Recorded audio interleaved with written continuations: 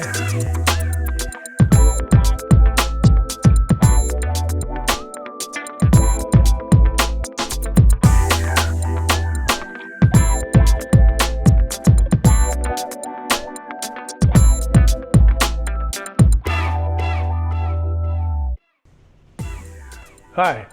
so today I want to talk about a tradition in our family going back on my side of the family, immigration from England. And it's a tradition that I want to share with you because it's brought a lot of joy to our family over the years. First, I'm going to talk just a little bit about the history. In the 1600s, there was a French aristocrat that was imprisoned in the Bastille, and he invented a game called solitaire. Now, at that time, it wasn't a game that he was playing with cards. It was a game that he was playing with pegs and things like that that might remind you of the little golf tee game on the triangle that you find in Cracker Barrel. The card game itself didn't actually emerge until the 1700s in Baltic countries as a way of telling fortunes. And then, of course, it eventually evolved into a way to pass the time with a regular deck of cards. So another interesting thing about solitaire is that today it is the most used program on Microsoft Windows. So the game that we play, which is a family game, is a version of this. It's called Multi-handed Solitaire. So it's worth pointing out that the game is called Patience in England, whereas here in the United States we call it Solitaire, and then of course there's Multi-handed Solitaire. And knowing that, clearly there's a difference between the way that we play it and the way they played it back in the day in England. It must have been a much slower game. Today, it is a game of skill, of mental agility, and of physical speed. And so we'll talk about how, first of all, to play solitaire, in case you don't know. And then we'll talk about how you change the game and the configuration to allow multiple players, and we'll go into that. First, I want to talk about the game of solitaire as played with cards. It's a good game if you want to pass the time. So I'll talk about how that's played, and understanding that really will help you with the multi-solitaire configuration of the game. So the first thing you do is you start out with a deck of cards, and then you lay cards onto the table. Okay, so I have here a deck of cards. You want to pull your cards out and count them. Make sure there are 52 cards. A couple of numbers that will become interesting to you as you learn solitaire, and especially multi-handed solitaire. 52 cards in a deck, 26 cards is half of the deck, and 13 cards is a quarter of the deck. All right, so I have my deck of cards. First thing I'm going to want to do, obviously, is shuffle them a few times, and then I'm going to show you how to lay them out. So the first thing I'm going to do is count.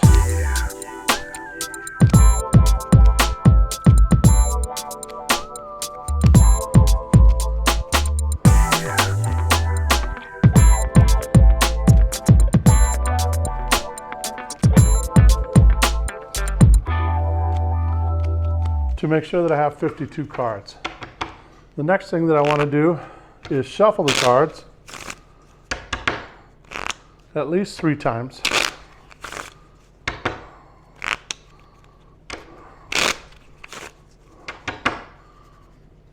This is going to become an important skill when you start playing multi-handed solitaire.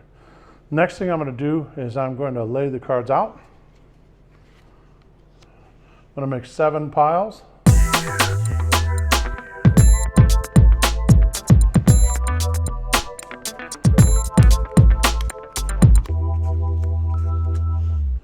So 7 piles. And I turn the first card up. This time I turn the second card up, and I continue making the piles with cards face down. Third card is face up. Fourth card is face up.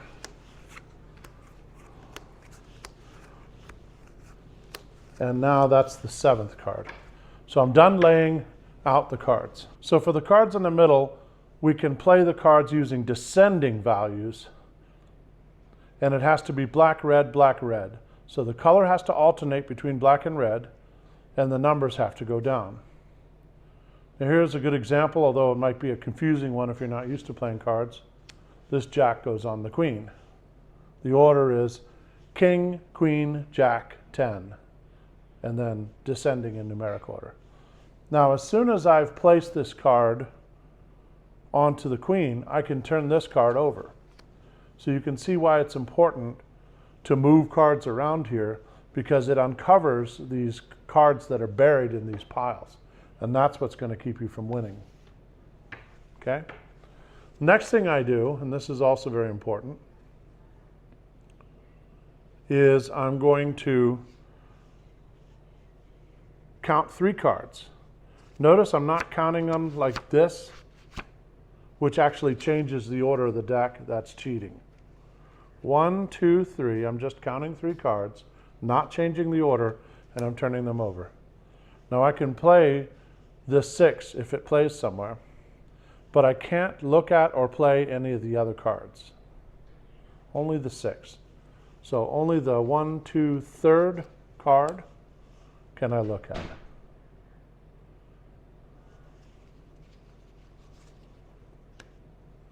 I have a black 7. The black 7 can go on the red 8.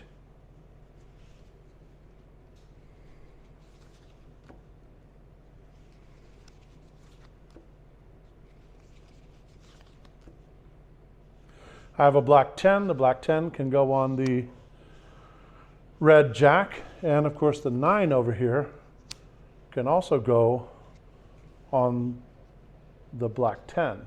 That allows me to turn this card over. Black 4 plays on the red 5. Now, I have an ace. Aces are interesting because the aces go out in the middle. And the aces can be built up. So they go in ascending order, and you have to have the same suit. So not just black, but it also has to be a spade. Now that I've played that, I can turn this over. Look, I get another ace. King, but it's a black king, so I can't move my queen over there. This is not a bad start. So I'm going to turn over some more cards. I have a 2 of clubs. Play that out here. So again, I have the ace of clubs in the middle. These go up, and they have to be the same suit. So I'll go ahead and put the 2 of clubs on there. I can't play my jack. Last card, I can play the 3. And I play it here. Now, why is it important to play cards out of this deck? Because you can't shuffle the deck, but when you play a card out of the deck, it shifts the order. So now the cards that you're going to see as you turn over 3 cards will be different cards. If you're not able to play out of this deck, there's a good chance you might get stuck, and we don't want to do that. All right, so I have a red 6. Red 6 plays on the black 7. I have a black 7, plays on the red 8. Does that open anything up? No. I have a black 9, doesn't play. Red 9 doesn't play. 4 of spades, doesn't play. 8 of spades, most certainly can. That goes here. I have a red queen. That plays. I have a black jack. I have a 3 of clubs that I'm going to play in the middle. And that's all I can do so far.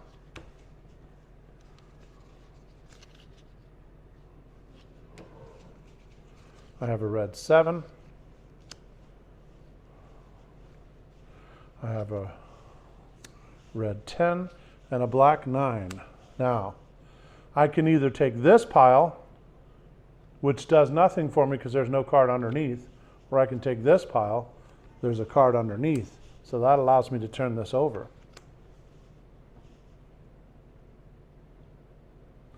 I can take this 5 and play it there, which allows me to turn this card over.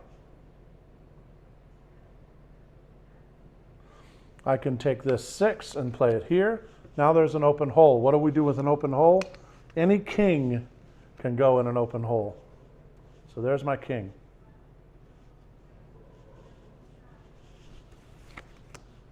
Here's an ace of diamonds, thank God. And now I have a red 4. Okay. Not too bad of a start.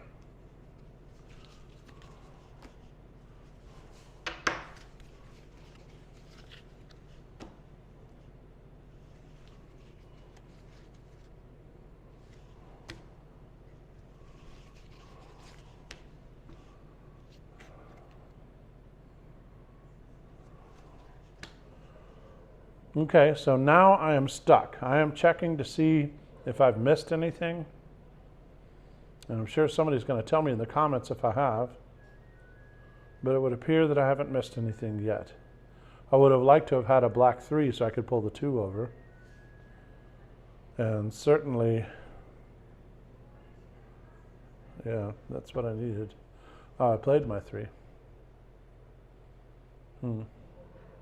Well, anyway, so that's the end of this. Now in Las Vegas, you pay $52 for the deck. I've never played this in Vegas. But you pay $52 for the deck, and then you get paid $5 for everything you play in the middle. So let's see how many cards I have. $5, $10, $15, $20, $25. So I lost $27 this hand. Let's try it just one more time, now that we have sort of the basics.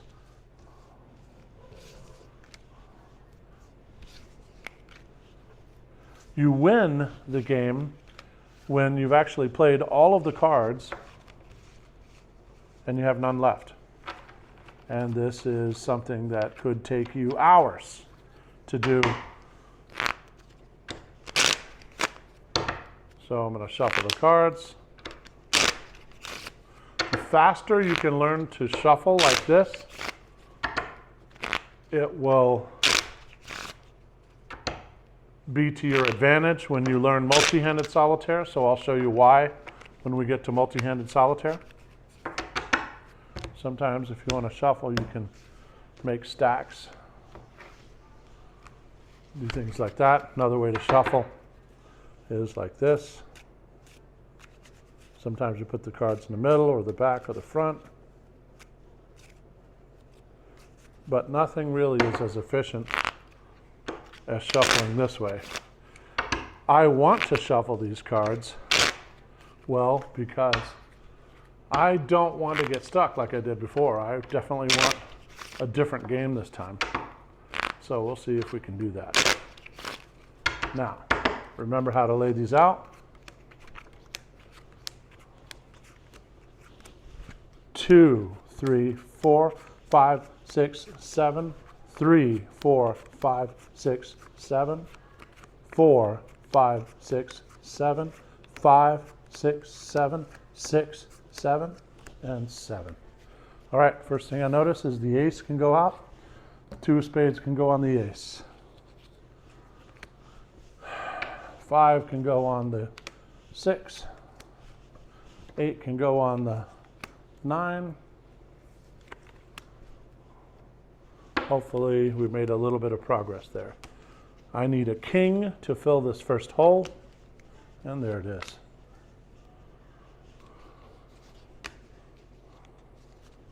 I can put the 2 on the 3.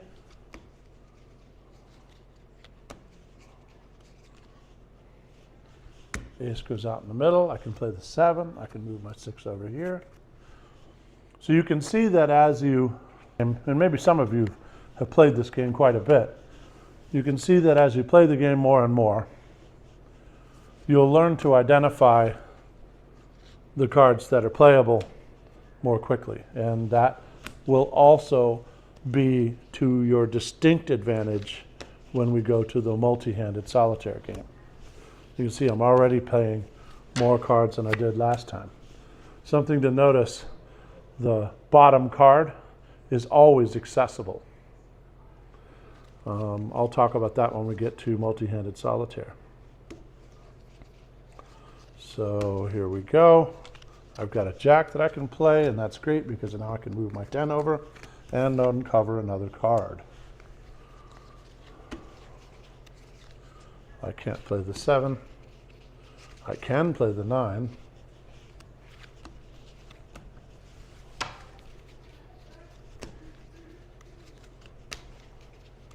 I can play the 8.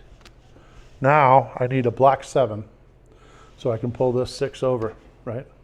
So we'll look for that black 7. I'll play this here. 4 of diamonds. I can play that there as well. So hopefully we'll get some different cards this time and we won't get stuck. Here's a queen. This is good. All right. Red 9, I can't do anything with a red 9. I need a black jack. Here's a 7, and I said I can pull the 6 over if I do that.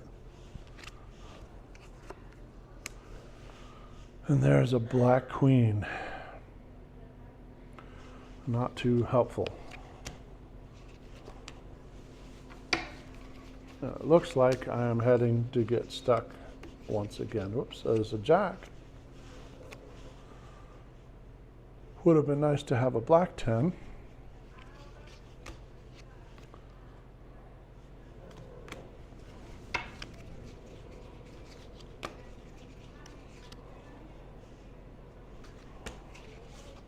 And that's the end of this one.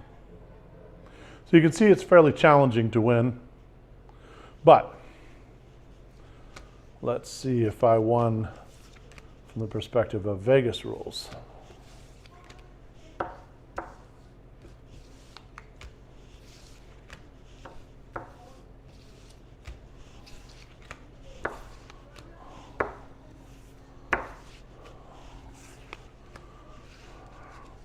Okay, so here's all my cards.